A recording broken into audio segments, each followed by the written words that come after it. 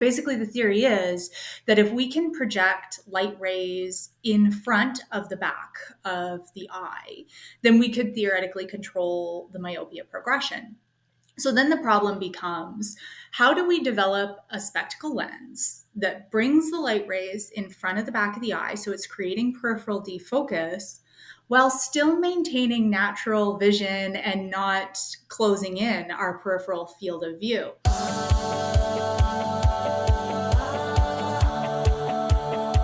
This is Dr. Meenal, and welcome to Uncover Your Eyes, where we uncover reality. As a mom and eye doctor, I want to know it all. There is so much buzz around nearsightedness or myopia globally. Why so much buzz? And like you guys, I also want to know some insider information about this.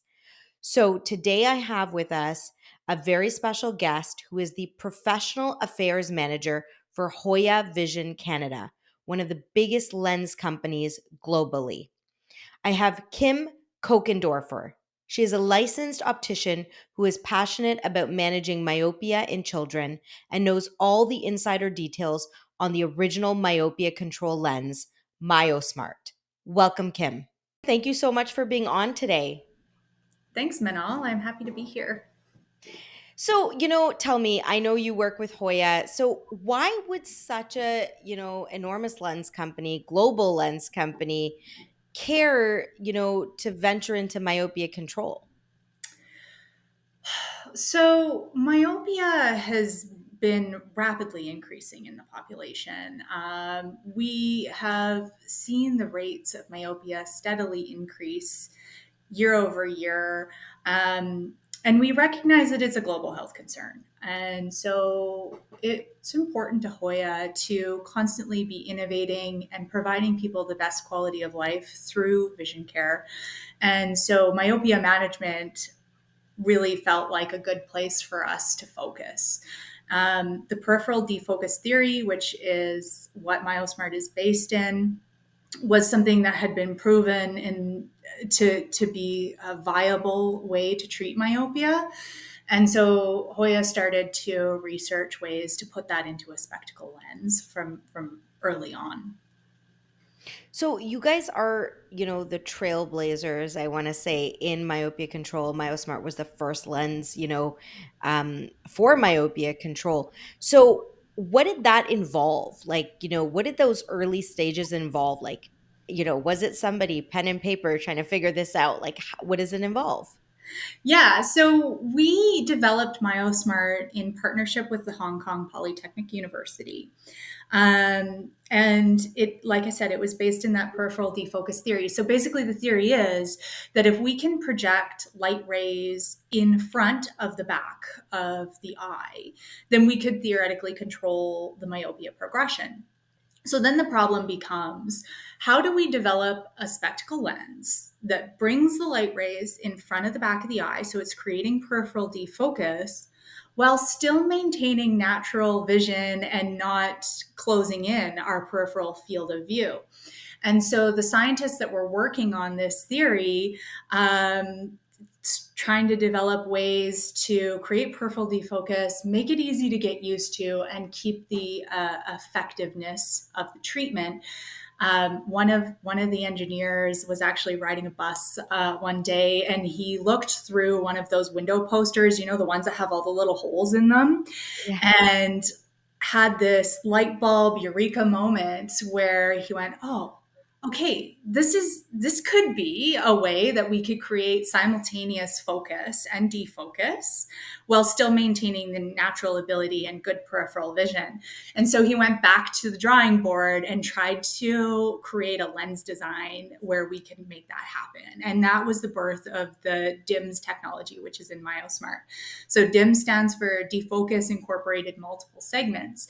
And so basically what it is the little tiny islands that have that peripheral defocus, a little bit of plus power to create that myopia control, but they're all surrounded by the patient's actual distance correction as well. So what happens is our brains really easily adapts to that. They can focus on the clear vision and ignore the blurry vision part, so that kids have a really easy time getting used to it. And so they developed that prototype, and then they started to study it to see if it was effective. So once they got that initial design, back in 2014, we started the study at Hong Kong Polytechnic University to see if this would actually work in real life. Wow. So, okay, would you say that myopia is as far as a global pandemic?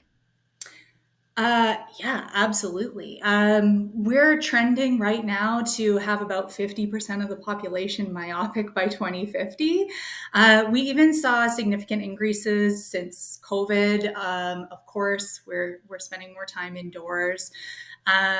This is absolutely a global public health concern. And as healthcare professionals, we need to be addressing it. Liking it to a disease makes a lot of sense, right? Myopia is a condition where the eyeball is growing too long too fast, and that can result in other pathologies down the road as the patient ages. So we can be proactive and address the myopia when the patient is young and hopefully change those projections and have fewer high myopes in the future, and then less people with eye disease later on. So, do you think that, as eye doctors, we're obviously cognizant of myopia and we know about it. Do you feel that other healthcare providers need to be talking about this more?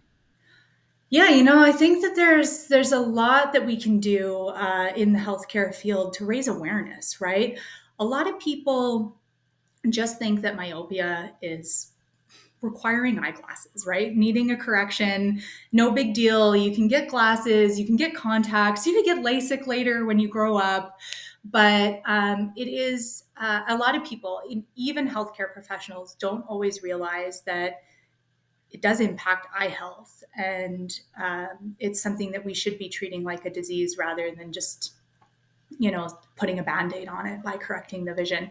Even when you correct the vision with LASIK, the underlying problem of the eyeball being too long is still there, and the health impact is still significant. And in fact, if you have a lower myope, they're going to have better surgical outcomes when they get LASIK surgery too. So their cornea will be more stable and things like that. So yeah, absolutely. If you're working with children, let's say you're a pediatric MD and you're doing a general sight test and you see that that kid might be struggling a little bit to see in the distance, there's things we can do about it. They should go see their eye doctor and ask about myopia control options if the child is myopic. And I think actively referring out and co-managing care for myopic children. Let's say you're an ophthalmologist, you don't want to take on the myopia management follow-up and things like that, refer back to an optometrist that can do it, and make a relationship with eye care providers in your area so that you can provide your young patients with holistic health care for their eyes as well. So, I know a lot of people when they go to get glasses, they think of, like you said, single vision, progressives. Um, how easy is it to make a single vision or progressive lens versus a myopia control lens? Like Ah, in these labs and stuff that, I'm just curious, is it more difficult to make a myopia control lens? yeah, certainly, because we need to create that simultaneous focus and defocus. So there's a lot of technology that goes into it. There was a lot of initial development to go into that design to make it work. Um, the lens surface is different than a normal lens surface. It's not perfectly smooth. Like there's those little changes in the topography where those defocus islands are. So certainly we need to consider not only how we produce the lens and make a surface that is still smooth and aesthetically pleasing. We also have to consider how to apply the different layers of coating for scratch resistance and easy to clean and extra protection like that.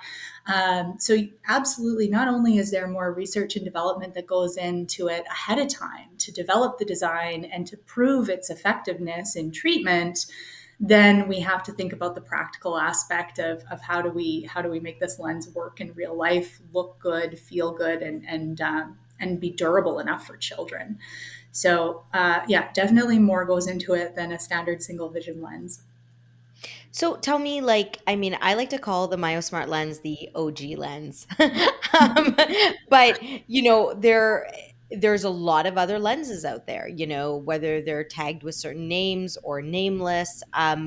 You know, why, like, how do people know as parents, how do we know which lens we should be going with and why? So it's such a great question.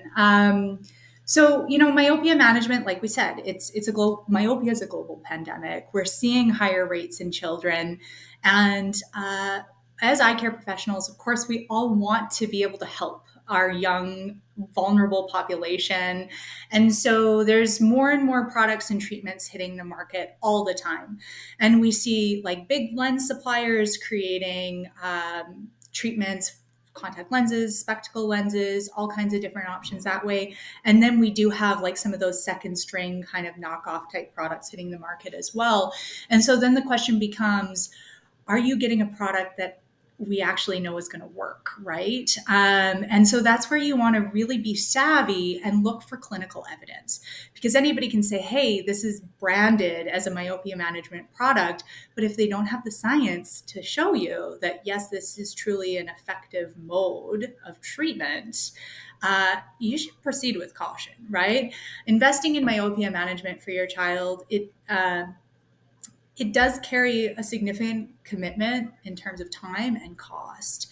And the other thing with myopia is it's progressive. We cannot go backwards. So, if you receive a prescription, a myopic prescription for your child, and you maybe choose a new product to the market that doesn't have the same clinical evidence behind it, you're risking progression that you can't take back, right?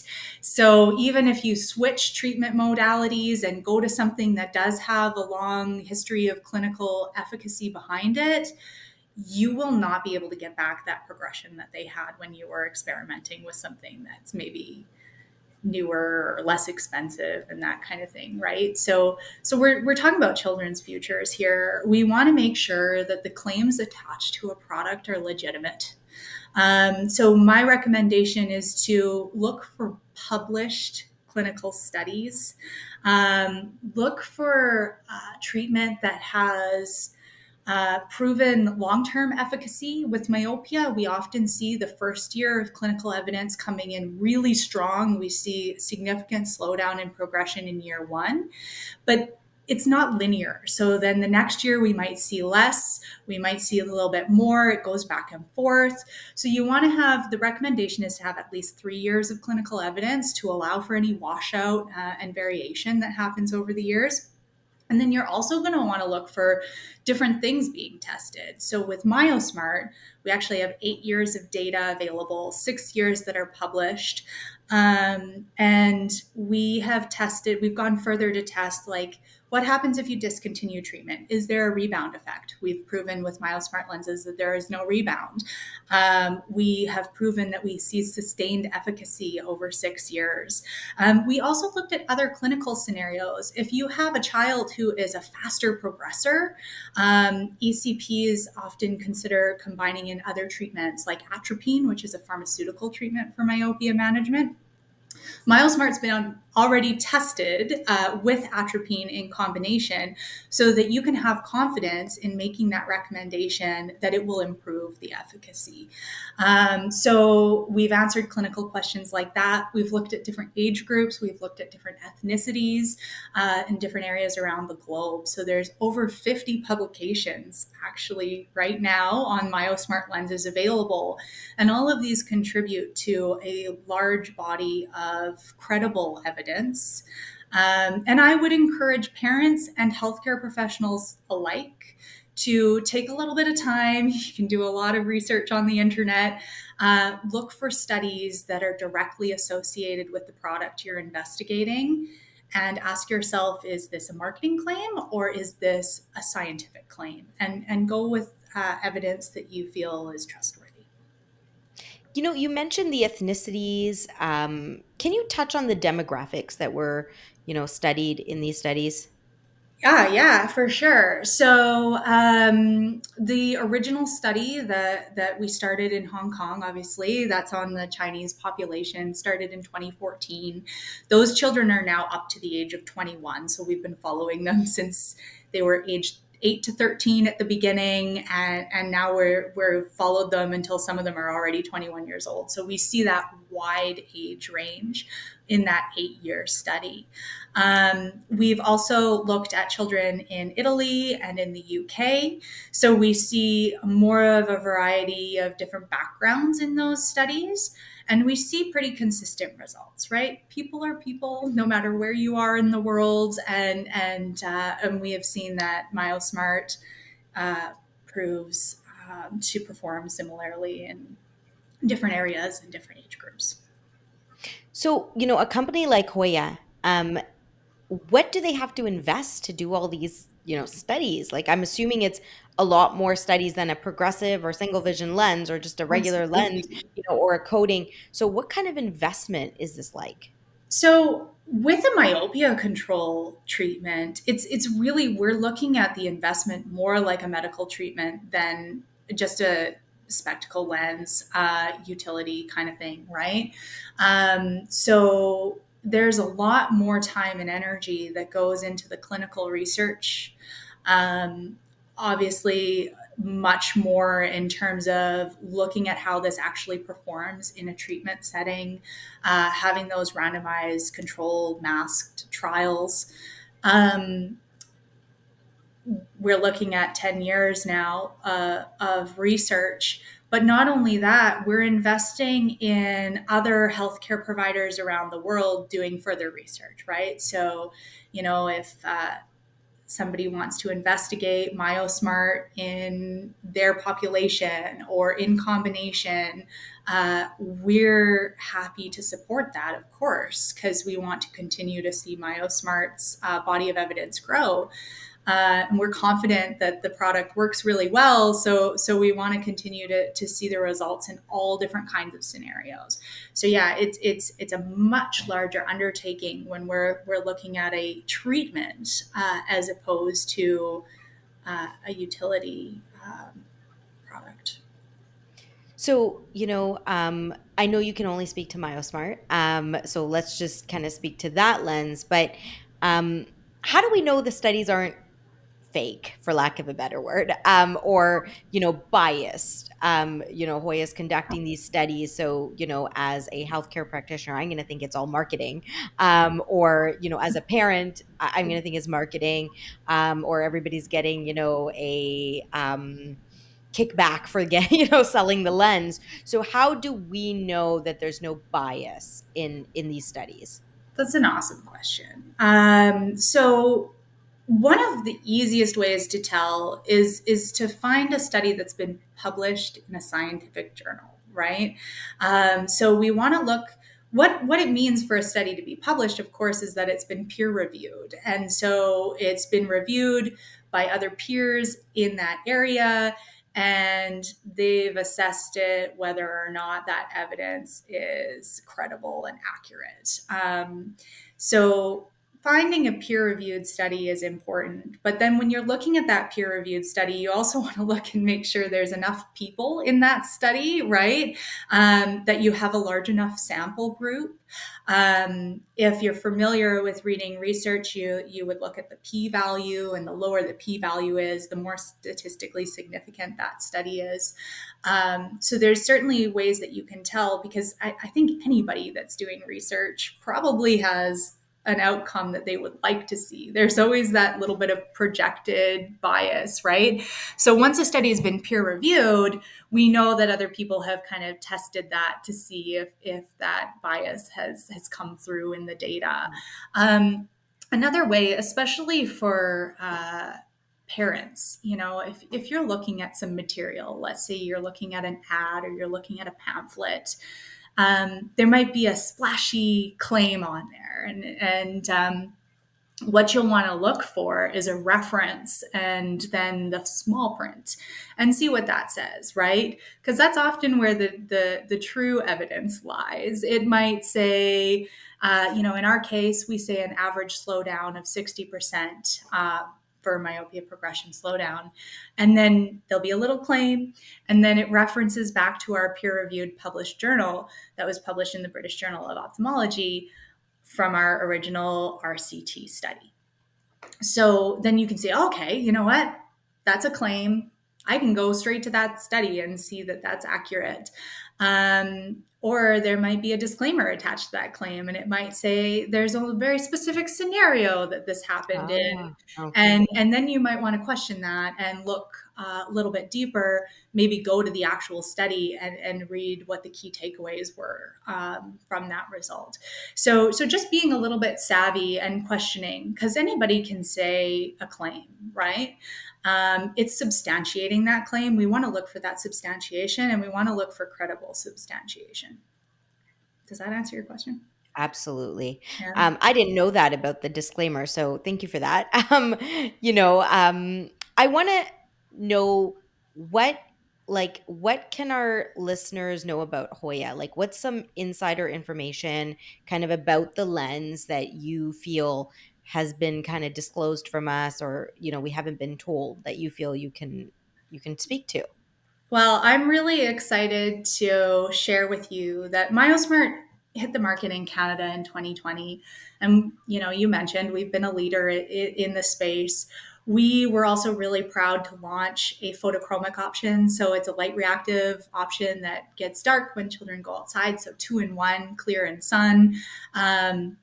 We have a polarized option as well. So nice, good polarized sunglass myopia management lens. We've just launched our full control coating. So now you can get Miyosmart lenses with full control, and full control includes additional UV protection. It includes blue light protection, and it includes antibacterial protection, which is really cool. It has silver ions incorporated into the coating layer to kill bacteria on the lens surface, as well as reducing blue light. Kids are spending so much time on screens these days. That'll give them a little bit more comfort when they're looking on their digital devices. And outdoor time is super important for myopia management. We know that we see myopia progression slow down. We can also delay myopia progression through spending more time outdoors in natural sunlight. So having that added UV protection is key. So that new full control coating is really exciting. And we're going to take that another step further, and we are expanding the prescription range that we have available. So we originally went up to -10. We are now going to be going up to -13. Wow. We're going to have bigger blank sizes and flatter base curves along with that. And what that means is that we're going to have slightly better aesthetics and more options in terms of frame choice, that you can, choose some of those bigger oversized fashion frames, and it'll address like older kids, teens, that kind of thing. So we're really excited that Miyosmart is available as a total solution. You've got Right. a full package, or sorry, I should say a full portfolio available to address your patient's individual needs. And you should be able to address a very wide variety of prescriptions with that new extended range. We know it's that much more important for high myopes that we slow down that progression, because the higher the Yeah. myopia, the greater the risk for ocular disease down the road. Yeah. I mean, there are still a lot of parents who do not, invest in myopia control, whether it's financial reasons or just not having that awareness. And also healthcare providers that don't talk about it enough, or, don't believe in it. So, what are your thoughts on that?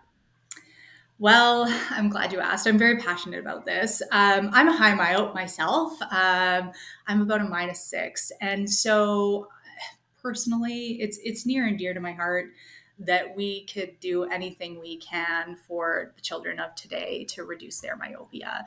The thing about myopia is, like, often when it first presents, it doesn't seem like that big of a deal, right? They can still function, they're okay.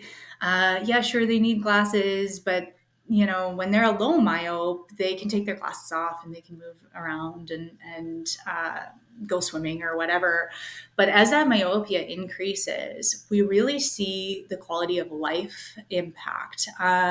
So if I take myself for an example, I cannot tell you how many times I have stayed in an Airbnb where I couldn't get close enough to the mirror to put on eyeliner.